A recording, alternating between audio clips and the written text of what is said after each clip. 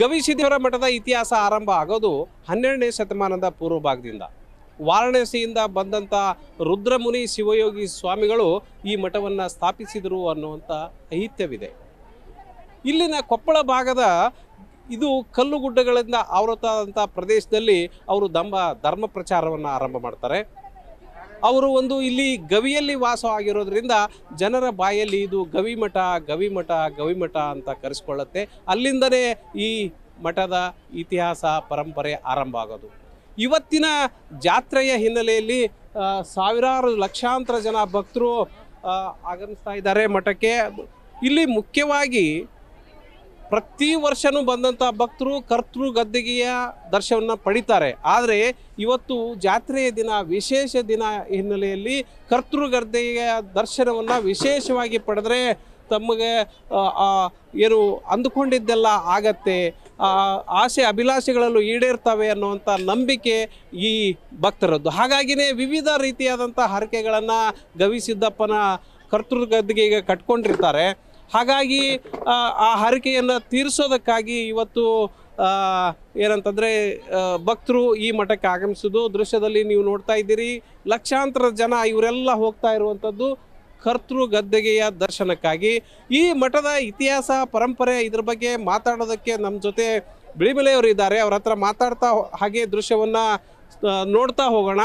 Sir, ಈ ಮಠದ ಇತಿಹಾಸ ಪರಂಪರೆಯನ್ನು ಗಮನಿಸೋದಾದರೆ 12ನೇ ಶತಮಾನದ ಪೂರ್ವ ಭಾಗದಿಂದ ಆರಂಭ ಆಗತ್ತೆ. ಏನು ಹೇಳ್ತೀರಿ ಇದರ ಇತಿಹಾಸ ಚೊಕ್ಕದಾಗಿ? ಎಲ್ಲರಿಗೂ ನಮಸ್ಕಾರ. ವಿಶೇಷವಾಗಿ ಈ ಒಂದು ಶ್ರೀಮಠ 12ನೇ ಶತಮಾನದ ಪೂರ್ವಾರ್ಧ ಭಾಗದಿಂದ ಪ್ರಾರಂಭಗೊಂಡು ಈಗ ಅತ್ಯಂತ ಉಚ್ಛ್ರಾಯ ಸ್ಥಿತಿಯ ಒಂದು ಹಂತವನ್ನು ತಲುಪಿದೆ.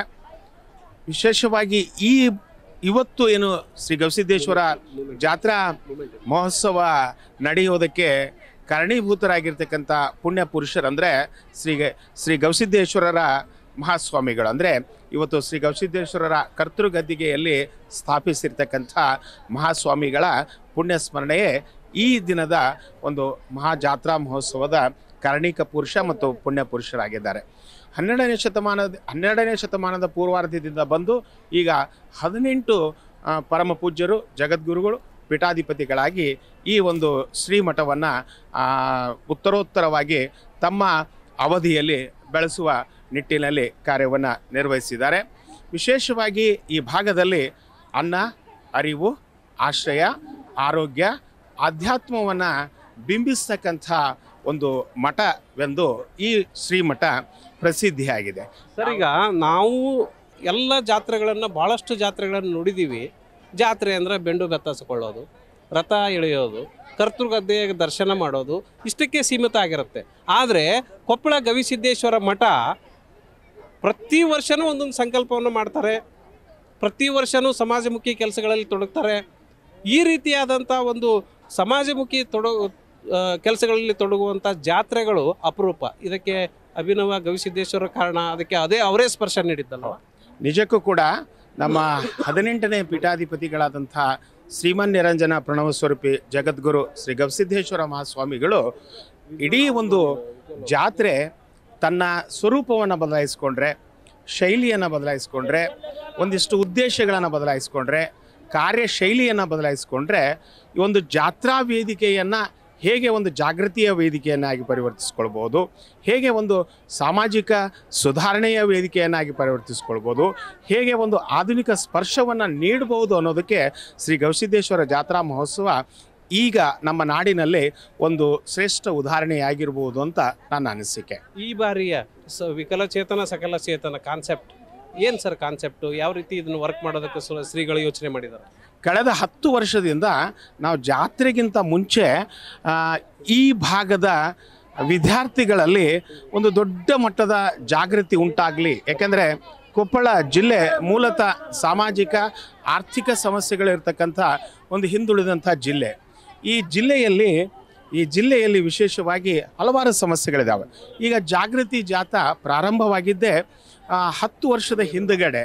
ಅದರಲ್ಲಿ ವಿಶೇಷವಾಗಿ ರಕ್ತದಾನ ಮಹಾದಾನ ಇರ್ಬೋದು, ಬಾಲ್ಯ ವಿವಾಹ ವಿರೋಧಿ ಜಾಗೃತಿ ಜಾಥಾ ಇರ್ಬೋದು, ಕೃಪಾ ದೃಷ್ಟಿ ಇರ್ಬೋದು, ಸಶಕ್ತ ಮನ ಸಶಕ್ತ ದೇಹ ಅನ್ನುವಂಥದ್ದು ಇರ್ಬೋದು, ನೇತ್ರದಾನ ಇರ್ಬೋದು, ಲಕ್ಷ ವೃಕ್ಷೋತ್ಸವಗಳಿರ್ಬೋದು, ಜಲದೀಕ್ಷೆ ಇರ್ಬೋದು, ಹೀಗೆ ಹಲವಾರು ವಿಷಯಗಳನ್ನು ಆಯ್ಕೆ ಮಾಡಿಕೊಂಡು ಈ ಒಂದು ಜಾತ್ರೆಯನ್ನು ಜಾಥಾ ಮತ್ತು ಜಾತ್ರೆ ಎರಡನ್ನೂ ಕೂಡ ಸಂಘಟಿಸಲಾಗ್ತದೆ.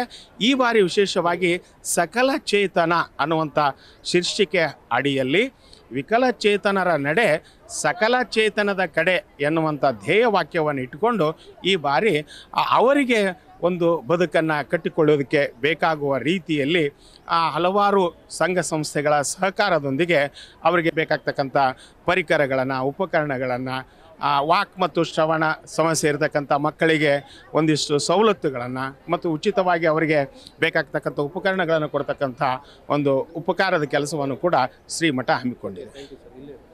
ಸೊ ಈ ರೀತಿಯಾಗಿ ಜಾತ್ರೆಗಳು ಕೇವಲ ಜಾತ್ರೆಗಳಾಗಿ ಉಳಿಯದಿರೆ ಅದೊಂದು ಸಮಾಜಮುಖಿ ಕೆಲಸಗಳಲ್ಲಿ ತೊಡಗಬೇಕು ಅನ್ನುವಂಥದ್ದು ಕೂಡ ಈ ಮಠದ ಜಾತ್ರೆಯ ವಿಶೇಷ. ಇದಕ್ಕೆ ಹರಿಕಾರರು ಈಗಿನ ಪೀಠಾಧಿಪತಿಗಳು ಆದಂಥ ಅಭಿನವ ಗುರುಸಿದ್ದೇಶ್ವರ ಶ್ರೀಗಳು ಈ ಬಾರಿಯ ಜಾತ್ರೆ ವಿಕಲಚೇತನ ಸಕಲ ಚೇತನ ಅನ್ನುವಂಥ ಒಂದು ಧ್ಯೇಯವಾಕ್ಯದೊಂದಿಗೆ ನಡೀತಾ ಇದೆ.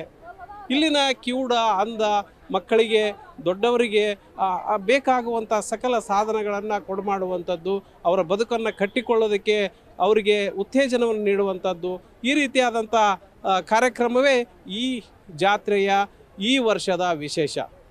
ಕ್ಯಾಮ್ರಾಮನ್ ಗುರುನಾಥ್ ಕಟ್ಟಿಮನಿ ಜೊತೆ Prakash Tolvi, news first, Koppal. News first ನಿರ್ಭೀತಿಯಿಂದ ನಿಮ್ಮ ಪರವಾಗಿ.